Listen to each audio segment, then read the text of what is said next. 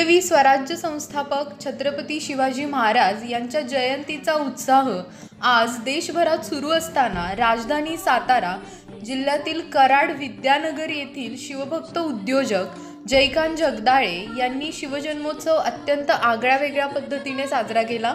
शिवभक्त जयकांत जगदाळे यांनी आज शिवजन्मोत्सवाच्या मुहूर्तावरच आपल्या नवीन घराच्या गृहप्रवेशाचा विधी छत्रपती शिवाजी महाराजांची पूजा करून साजरा केला।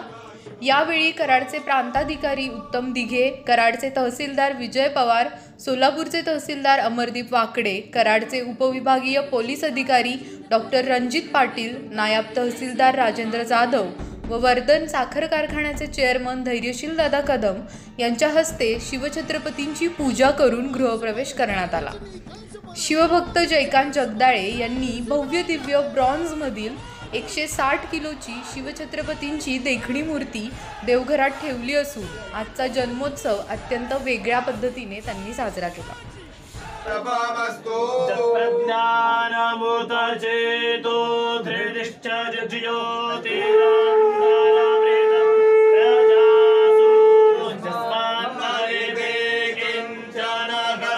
क्रियाते